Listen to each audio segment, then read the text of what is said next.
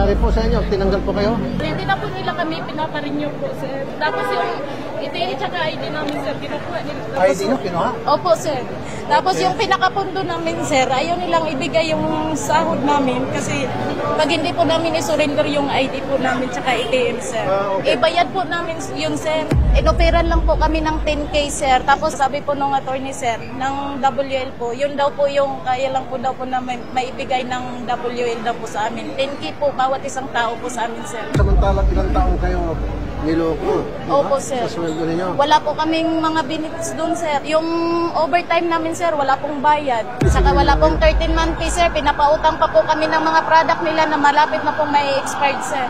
Sa amin po kasi nilalaban po namin yung constructive dismissal po. Kasi po, ang pinapasok na lang po namin sa isang quincenas po, 7 kaya 8 araw po. Tapos alternate pa po yun. First day nyo pumunta rito ngayon sa NLRC. Pangatlong araw na po. Pangatlong araw, balik-balik. Bakit po pangatlong araw? May proseso po kasi yung sinusunod.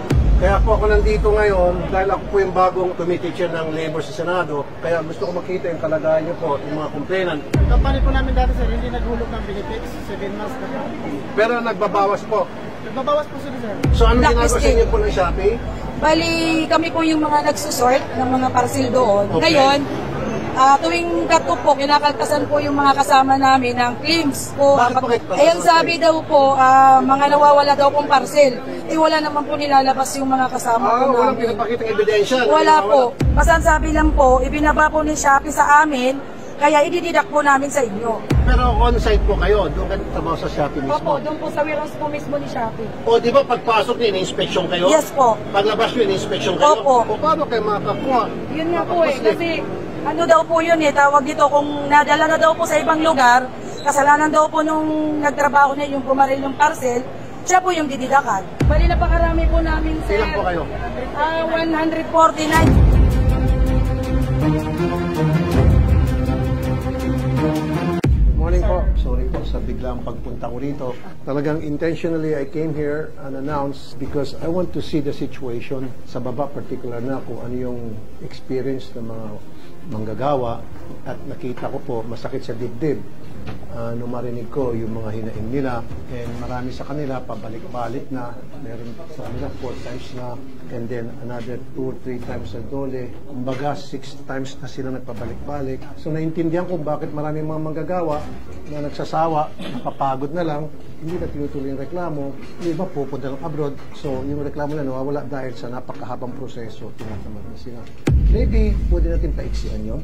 Meron po kasi sa labor code na kailangan merong dalawa pa rin na conciliation and mediation proceedings. I think I have to amend that stupid law. So I'm sorry kasi sa unang meeting, of course, yung employer, babarating sila. Sa pangalawang meeting, of course, the same. Hindi naman magbabagong posisyon ng employer unless kung merong kang ilalagay na banta na kapag hindi ka nagbayad, ito mangyari sa iyo, unless kung nakita ng employer na kapag hindi ako nag-agree doon sa request ng mga magagawa, something will happen to us, to our company. Hindi mangyaring ganoon, di ba? So yung mga employer, they'll stand by their first offer. After the second punta na rito, submission of position paper, iabot lang sa kanila. Tama? Yes po. After that, magre-reply or pwede po ba wag natin pahirapan yung mga manggagawa as it is, pinapina po sila doon sa kanilang company, tapos pagdating sa dole, iniinsulto sila, binibigyan silang katiting. At tulad nung sa WL codes, 10,000 lang yung offer.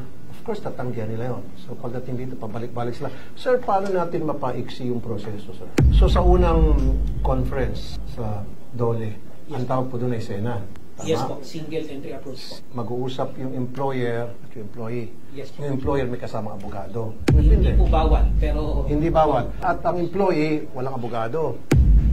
yun po. Pwede po siyang may lawyer na nakasama, pero kadalasan po wala pa. Kadalasan kasi pobre. Yes po. Kaya ang nangyayari, naduduro yung manggagawa dahil si employer may lawyer, si manggagawa wala. Dapat sir, pag humarap yung si employer at si employee, merong abogado si manggagawa. Sa dole level pa lang. Pwede ba palayasin natin yung abogado? Kasi nakaka-threaten yun eh. Yung employee, kahit na siguro po ako, kung ako po yung mahirap, magreklamo ako against sa employer ko, tapos pagdating sa dole conference, si employer may abogado. Ako, pobre, wala. Ma-intimidate po ako. Siguro po kahit na kayo, sir. Pwede po siguro. Di ba? Sa Tapos level- yung pwede abogado, po. nakabarong, naka-Amerikana, ganun.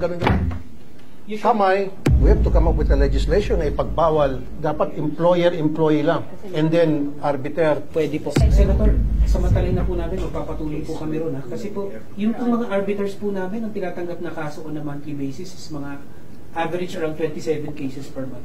So medyo marami po. Average lang po yun. Minsan po mas marami pa. Ano Tapos pong kailangan? Dagdag budget.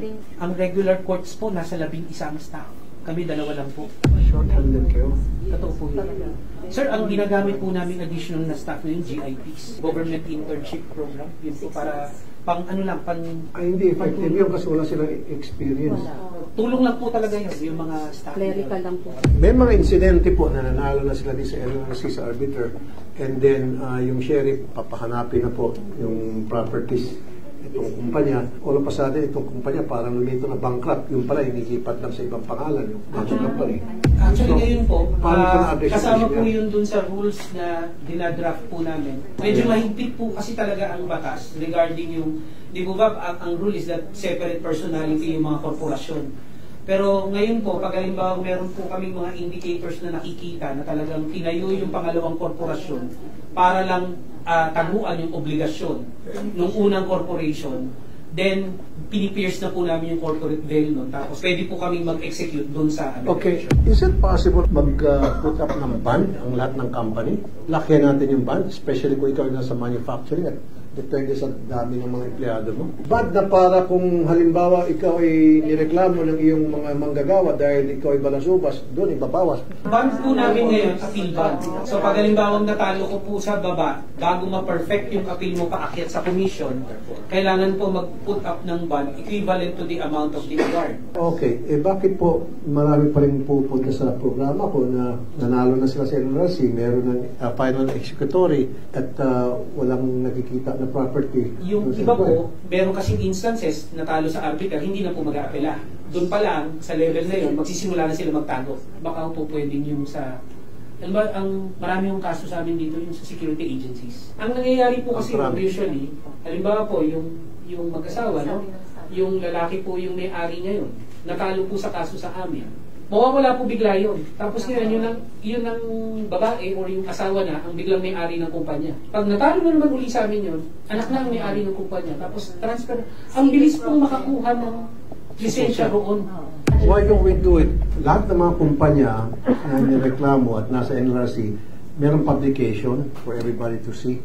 Kung nangyayari yan sa isang tao na pag kumuha ng NBI clearance, pag meron ka mga kaso sa korte may hit, hindi ka bibigyan ng clearance. Why don't we do that doon sa mga company na bago sila magbigyan ng BPLO permit, ma-renew ka din ng permit, meron kang hit sa NLRC. How's that? Pwede po yun.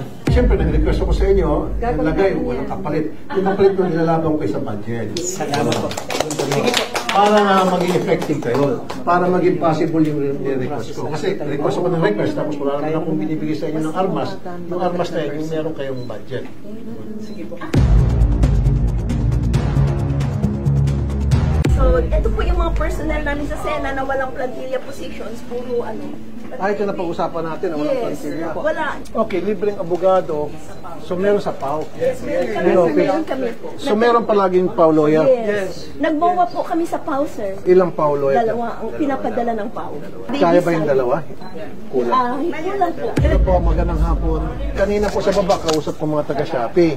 Kayo naman po sa Lazada. Ano naman po yung sa Lazada sa inyo? Sa benefits po sir, tsaka yung sa ano po namin sa kaya Ilang taon po hindi ka natin ng 30 months? magto 10 years na po. So, nahiring patawag natin Shopee at sa Lazada. Yung dalawang yun. Yung sa baba, ganun din eh. Tapos parehas ang reklamo nila. May kalaki-laking kumpanya, pag nagpa-advertise to, andang bilyon kung sino-sino sila dating kinukuha. Sir, hindi mo na ako pinasakot, sir.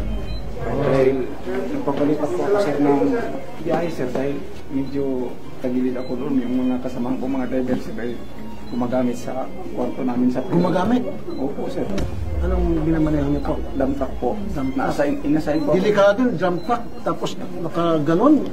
Kaya kasi... Mga kasamahan niyo. Gusto kong umiwas, sir. So, anong reklamo niyo po ngayon dito? Ang inano ko, sir, na magpalipat ako ng biyahe. Okay. Ruta dahil marami mga ruta. Ayaw. Hindi ako pinayagan dahil mahirap daw magpalit doon sa MI City ng driver. Sa Manila International Container Terminal po ako na-sign. Yes, sir.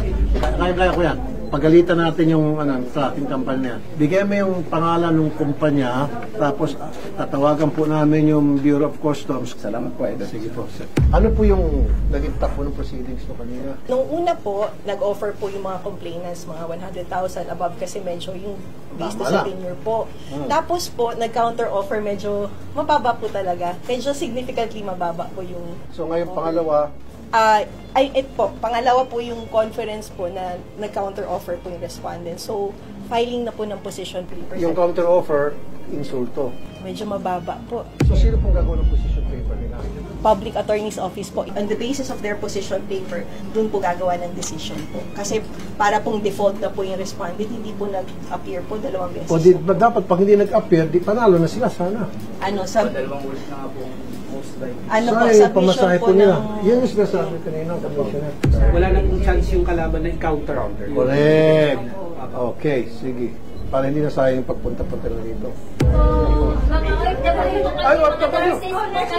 Ano nangyari po doon sa Qatar? Nakulong po kami. Ang gusto lang po sana namin, makapag-settle sa agency namin. Kaso nagmamaligas. Ikaw agency? Okay, ma'am, ganito. Patatanggalan ko kayo ng lisensya. Hindi ka, walang biro. Kaya kong gawin yun. Ako po yung chairman ng BMW. Bakit kayo nakulong? Kasi po nalalangkot lang po sila. Tapos during po Ano nga po? nalaman po namin yung contract namin sa QVC, sa Qatar Visa Center po dito sa MOA. And yung Qatar namin sa standard Qatar namin is hindi po tugma. So hindi po nasusunod yung sahod namin sa Qatar. Ayun, Hindi kaya po kayo kami umalis. binibigay. Opo. Okay, tapos ngayon kinasuhan kayo ng gagawin. Kasalanan nyo, pwede ko kayo patanggalan ng lisensya. Promise, watch me. Tanggal na, ano pang NLC yan? Opo. Actually po, madami pong ganun, kaya lang kami lang po yung naglakas ng loob mag-reklamo. Dapat, pagdating doon sa deployment nila, meron isang counterpart nyo, tao nyo na, nasusunod ba yung kontrata nyo dyan? Okay ba kayo dyan? Kumusta ang kalagayan nyo dyan? Di magsusumbong sila. Hindi po Bakit dito ang accommodation namin? Hindi maganda yung trato sa amin. Boom! Wala po silang ang sabi mo nito. Senator, pag-alis namin, Senator, wala po ng reply. Sinabi pa sa amin po na tiisin na lang daw po kasi nandyan na po kami sa Qatar po. So ano pong habol nyo ngayon? Yung mga pera hindi nabigay sa Opo, yung sahod po namin na hindi binigay. mga nurse po kayo. Opo, ito po hindi pa po umuwi. Mindanao. Tapos, Saan po kayo nakatira? Kahit saan po muna kasi wala kami mga pera ni ate. Minsan nakikitira ako sa kanya. Nandito ko sa NLRC, nag-iikot ako at may mga nurses dito na nakulong sila, na-detain kasi run away ang kinaso sa kanila. We can give them financial assistance action fund. Hindi necessarily yung complete money claim but at least 50,000 pesos each. 50,000 pesos each. Kasi po yung Nabigay? Kaya ito nakikita kong problema, Sek, dahil pag sa NLRC, mabagal inaabot ng 1 year, mahigit pa. Whereas kung DMW yung action, magtulungan tayo, tanggalan natin ang lisensya itong agency. Para madala. Yun po din, subject to administrative penalty. Okay, hindi pa po natin pwedeng obligahin itong agency na makipagsettle na lang kaysa magpa sa NLRC. Then pag kinasuhan ho natin yung agency, magpapersayan mo ito. Yun ang gusto ko, so. Thank you, Sec. Okay, good news. Nakita nyo. Kausap ko si Secretary, kakasuhan kayo. Kung ako sa inyo, mag-usap kayo na mabuti ng boss mo, sila, mag-settle kayo kasi hindi ako papayag na hindi sila makakuha ng hustisya. Hustisya meaning, mabigay sa kanila kung anong narapat. Okay? Sige po.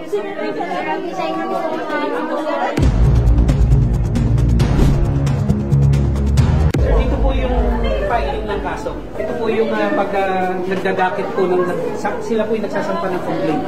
Okay. Opo. So, pag halimbawang hindi na po nagkasundo sa Sena, so arbitration na po, dito po yan. So ito yung complaint sheet ay papal niya tapos na yung hindi nagkasundo sa Hindi na po. conciliation. Sa Sena po. Sa Sena. So ngayon, may nag-assist ako ng mga lawyers. Yes po. Sila po yung Paulo Reyes po na... Pasensya po. Okay. Ilan po kayo dito naasa? Dalawa po, sir. Overwhelmed kayo sa nakikita ko, marami. Po, madami, sir. Kulang kayong dalawa atas, tingin ko, kawawa naman. Mga ilan po sa tingin nyo? Yung, nakikita niyo po yung flow ng influx ng mga complainants. Usually, sir, per day po, maabot kami 50 to 100 po. Depende po sa araw. Paiba-iba po, sir. Ilan pong idea sa tingin niyo para may request ko po kay Pao Chief? Siguro, sir, kahit doble po ng mga 4 po. 4. Isa ngayon po. Hindi nyo kaya ito siguro, hirap kayo. Apo, lunch break na ako, pero kailangan po kasi may mga kliyente po. Hindi na kayo nakapag-lunch break niya. Hindi pa po. Oh, Jesus, magtatanghali na. Sige sir, kausapin ko po si Chief Cresida Acosta na kung pwede dagdagan, gawin at least 4. Tapos depende sa kung Monday siguro, dapat damihan. 4, 5. Thank you, sir. Thank you, sir. Ano sir, wala rin kami kahit sir. Ito ang sinasabi ko eh. O, di ba? Anong oras ka pa dumunting dito, sir? Kanya umaga pa po. Anong oras po? Mga alas. Oh, 12:20 na. Anong kumpanya po kayo, sir? MRS po, nagkanta sila ng benefits, pero 7 months na, hindi pa sila nag-remit. Ayan, kaya-kaya ng po yan. Yung first batch kaninang umaga, sila po yung afternoon na ano naman po. Okay, sige.